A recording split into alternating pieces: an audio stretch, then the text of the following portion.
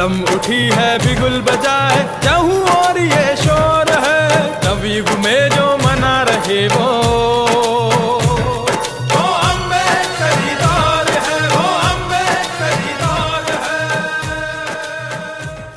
एक विशाल महानायक, 125 फीट का एक महामानव, सबसे बड़ा एक महान नेता, एक अद्भुत मुक्तिदाता, इतना बड़ा जूता, हाथ में मोटी सी किताब।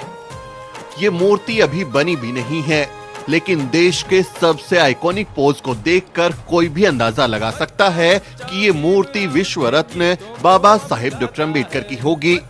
ये तस्वीरें उस महानायक की हैं जिसे आज पूरी दुनिया सलाम कर रही है।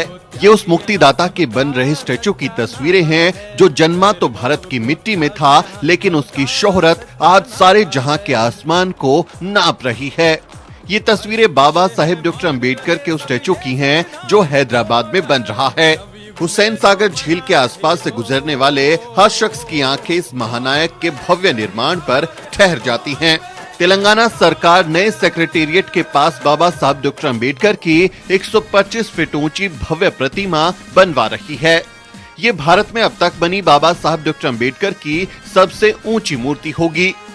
मूर्ति बनाने में तांबे का इस्तेमाल और पत्थरों का इस्तेमाल हो रहा है।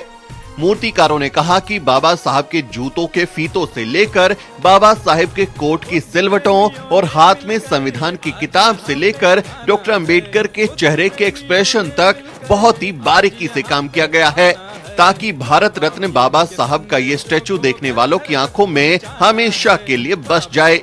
इस स्टैचू की खास बात ये भी है कि बाबा साहब के हाथ में जो संविधान दिया जा रहा है उसमें भारतीय संविधान की ओरिजिनल कॉपी भी होगी। यहाँ तक कि संविधान सभा की बहसों को भी इसके अंदर डाला गया है। यानी 125 फीट के बाबा साहब भारत के असली संविधान को हाथों में लेकर खड़े होंगे और भारत को संविधान के मुताबिक एक समतावादी राष्ट्र बनाने की प्रेरणा देंगे। तेलंगाना की चंद्रशेखर सरकार ने इस प्रोजेक्ट की शुरुआत की थी। 125 फीट के स्टैच्यू पर 147 करोड़ रुपए का खर्च आएगा। सरकार इसे आने वाली 14 अप्रैल यानी बाबा साहब की जयंती पर लॉन्च करने वाली है। करीब 11.5 एकड़ में फैले इस प्रोजेक्ट में 20,000 फीट एरिया में बाबा साहब की मूर्ति के नीचे संसद के आकार में एक म्यूजियम और लाइब्रेरी भी बनाई जा रही है, जहां बाबा साहब की जिंदगी से जुड़ी चीजें दिखाई जाएंगी, जहां ऑडियो और वीडियो फॉर्मेट में भी बाबा साहब की जिंदगी से जुड़ी बातें दिखाई जाएंगी। अगर इस निर्माण की ऊंचाई भी जोड़ दे तो बाबा साहब की इस मूर्ति की कुल लंबाई 175 फीट हो जाएगी। मूर्तिकारों का कहना है कि इस मूर्ति को बनाने का काम मार्च महीने तक पूरा हो जाएगा और इसे आने वाली अम्बेडकर जयंती पर लॉन्च किया जा सकेगा। बाबा साहब की मूर्ति बनाने का काम मशहूर मूर्तिकार राम सुतार और उनके बेटे अनिल सुतार को दिया गया है। राम सुतार दुनिया भर में अपने काम के लिए मशहूर हैं। उन्होंने सरदार पटेल की स्टैच्यू ऑफ यूनिटी का डिजाइन भी तैयार किया था। इसके अलावा नोएडा के दलित प्रेरणा स्थल में लगी बाबा साहब डॉक्टर अम्बेडकर, मान्यवर कांशीराम, बहन कुमारी मायावती और अन्य महानायकों की मूर्तियों को भी राम सुतार ने ही बनाया था।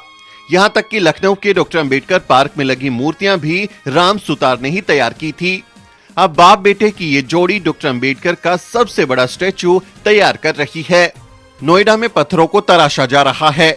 हर एक हिस्से को पहले नोएडा के स्टूडियो में तैयार किया जाता है और फिर उसे हैदराबाद भेजा जाता है, जहां उसे असेंबल किया जाता है। मूर्ति के बीच में स्टेनलेस स्टील का ढांचा तैयार किया गया है ताकि वो किसी भी मौसम की मार को झेल सके और आंधी तूफान के सामने डट कर खड़ा रहे। मीडिया रिपोर्ट्स के मुताबिक मूर्ति का चेहरा भी तैयार हो चुका है, जिसे टुकड़ों में नोएडा से हैदराबाद शिफ्ट किया जा रहा है और जल्द ही पूरी मूर्ति बनकर तैयार हो जाएगी। आने वाली 14 अप्रैल को हैदराबाद में डॉक्टर अम्बेडकर का ये स्टैचू पूरी दुनिया के सामने होगा। सीएम के चंद्रशेखर राव डॉक्टर अम्बेडकर की मूर्ति के सहारे दलित मतदाताओं को भी साधने की कोशिश कर रहे हैं। तेलंगाना में पिछले कुछ महीनों से बसपा के आरएस प्रवीण जबरदस्त चुनाव प्रचार कर रहे हैं। ऐसे में ये देखना दिलचस्प होगा कि चुनाव में डॉक्टर अम्बेडकर की मूर्ति बनाने वाले को जीत मिलेगी या फिर बाबा साहेब के सपनों का भारत बनाने का दावा करने वाली पार्टी को। लेकिन चुनावी नफे नुकसान के अलावा डॉक्टर अम्बेडकर की ये विशालकाय मूर्ति जुल्म के खिलाफ डटकर खड़े रहने की हिम्मत सदियों तक देती रहेगी। आपका इस बारे में क्या कहना है? बाबा साहब डॉक्टर अंबेडकर के स्टैच्यू पर आप क्या सोचते हैं? कमेंट करके जरूर लिखें और हमारे चैनल को भी जरूर सब्सक्राइब करें। Bureau report, the news beat.